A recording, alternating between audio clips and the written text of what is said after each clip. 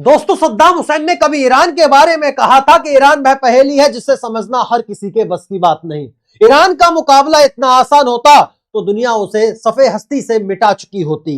यह वह देश है जिसने उस वक्त अमेरिका को शिकस्त दी जब पूरी दुनिया उसके आगे सजदा कर रही थी। पूरी दुनिया में 57 से अधिक मुस्लिम देश है, लेकिन अमेरिका के सामने जो दबदबा ईरान का है वह किसी और का नहीं।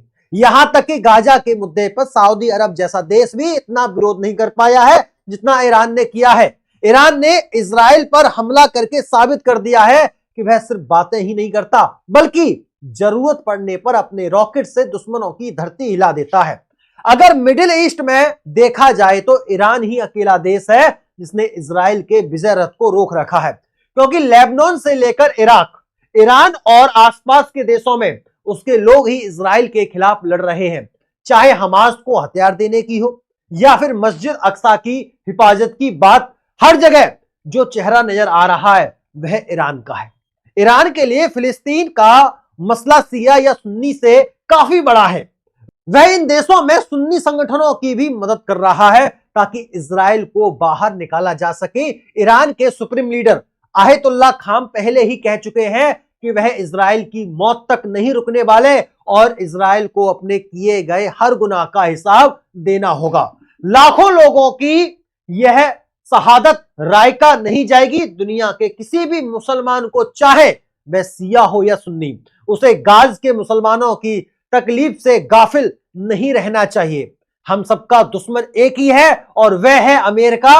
अमेरिका ईरान को अपना सबसे बड़ा दुश्मन मानता है क्योंकि ईरान के अंदर वह ताकत है कि वह उसकी सत्ता को चुनौती दे सकता है। ईरान के अंदर वह ताकत है कि वह पूरी मुसलमान दुनिया को एक कर सकता है। ईरान के पिछले दिनों ऐलान किया कि वह अफगानिस्तान, यमन, इराक, मिस्र, शाम और फिलिस्तीन जैसे मुस्लिम देशों के साथ मिलकर एक डिफेंस लाइन बनाना चाहता है ताकि कोई भी बातिल ताकत मुस्लिम देश पर हमला ना कर सके। ईरान एक तरह से सभी देशों को मिलाकर एक मुस्लिम फोर्स बनाने की बात कर रहा है और अमेरिका कभी नहीं चाहेगा कि ईरान इतना ताकतवर बन जाए कि वह आसपास के देशों की राजनीति को कंट्रोल करने लगे। ईरान अकेला मुस्लिम देश है जो आसपास के देशों को कंट्रोल करने की क्षमता रखता है।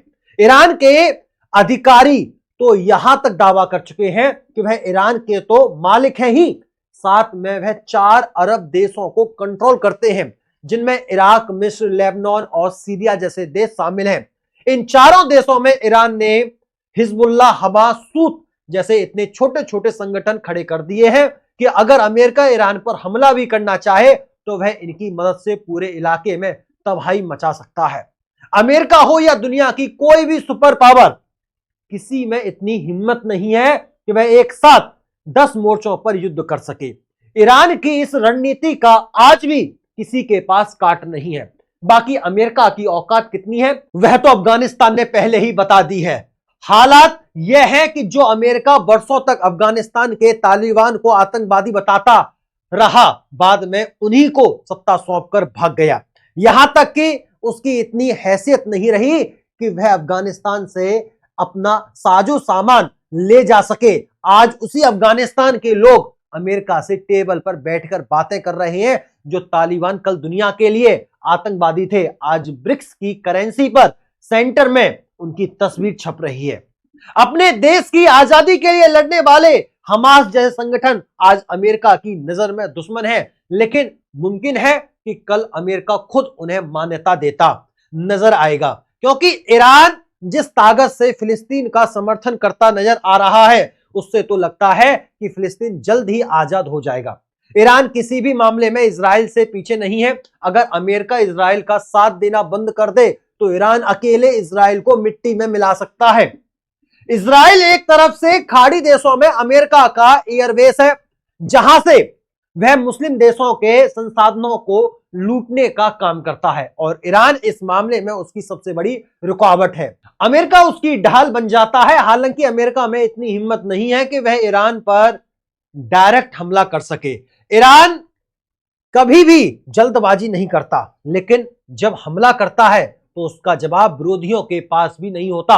ईरान में एक कहावत मशहूर है कि ईरान सियासत की कालीन बुनता है, यानी वह इतना सब्र से काम लेता है कि विरोधी जान ही नहीं पाते कि ईरान का अगला कदम क्या होगा। और फिर जब उसकी मैदान में एंट्री होती है तो दर्शक तालियां बजाएं बगैर नहीं रह पाते। ईरान आज भी मुस्लिम देशों में सबसे पावरफुल प्रॉक्सी संगठन रखने वाला देश है। उसके पास ऐसी सेना और ऐसे संगठन हैं जो चंद घंटों में ही पूरी दुनिया की अर्थव्यवस्था को प्रभावित कर सकते हैं। अगर ईरान सिर्फ अपनी सरहदें बंद कर दे तो एक दिन में अमेरिका सहित पूरी दुनिया को लाखों करोड़ों डॉलर का नुकसान हो सकता है, और कोई भी देश इतना बड़ा नुकसान बर्दाश्त नहीं कर सकता। जिस ईरान पर अमेरिका ने पाबंदी लगाई थी कि वह किसी से हथियार नहीं खरीद सकता, आज वही ईरान दुनिया के 20 से अधिक देशों को अपने ड्रोन बेच रहा है। तजाकिस्तान, आर्मी या सूडान, यूथोपिया, वेनेजुला, अल्जीरिया जैसे देश उसके ड्रोन सिस्टम का इस्तेमाल कर रहे हैं। ईरान ने जालिमों का मुकाबला करने के लिए उसके विरोधी देशों को एक प्लेटफॉर्म पर लाकर खड़ा कर दिया है। अमेरिका के पूर्व राष्ट्रपति जॉर्ज डब्ल्यू बुश ने कभी कहा था कि निसंदेह ईरान हमारे लिए खतरा है, क्योंकि उसका मकसद हमारे सबसे मजबूत साथी इजराइल को बर्बाद करना है। यह दुनिया के अमन और हमारे गठबंधन के लिए खतरा है। मैं खुले तौर पर यह स्पष्ट कर देना चाहता हूं कि अगर इजराइल को कोई भी खतरा हुआ तो हम उसकी हिफाजत के लिए अपनी पूरी मिलिट्री और सैन्य शक्ति झोंक देंगे। ईरान विश्व पटल पर हर दिन अपनी धाक जमाता जा रहा है। इस वक्त मुस्लिम देशों में ईरान पावरफुल के मामले में पहले स्थान पर है। जहां तक कि सऊदी अरब के अंदर भी ईरान को लेकर लोग बातें कर रहे हैं। अब तो सऊदी अरब भी फिलिस्तीन के मुद्दे पर खुलकर ईरान का समर्थन करता नजर आ रहा है। ईरान हर जगह इजराइल को घेर रहा है। पिछले दिनों ईरान की शरीफ यूनिवर्सिटी के प्रोफेसर ने दुनिया भर की यूनिवर्सिटियों को लिकट में गाज के मुसलमानों के बाद जिस देश ने सबसे ज्यादा नुकसान उठाया है उसका नाम ईरान है।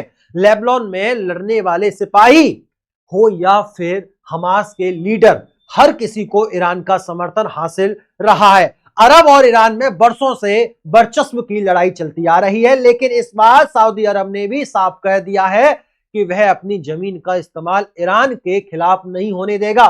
इजराइल को लगता है कि वह बड़ी आसानी से अपने ग्रेटर इजराइल के मंसूबे को पूरा कर लेगा और गाजा के मुसलमानों का खात्मा कर देगा। लेकिन उसे याद रखना चाहिए कि जब तक ईरान मिडिल ईस्ट में मौजूद है तब तक उसकी यह ख्वाहिश कभी भी पूरी नहीं हो सकती। इजराइल को याद रखना चाहिए कि टाइगर अभी जिंदा है, ईरान अभी जिंदा है। वैसे ईरान के बारे में आपके क्या विचार हैं? नीचे कमेंट बॉक्स के माध्यम से हमें अपनी राय जरूर बताइएगा।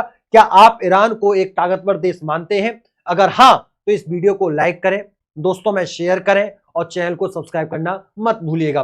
फिर मुलाकात होती है ऐसी शानदार, दिलचस्प, बेहतरीन वीडियो में। तब तक के लिए नमस्कार, राधे राधे, राम राम, जय श्री राम, जय हिंद, जय भारत, वंदे मातरम।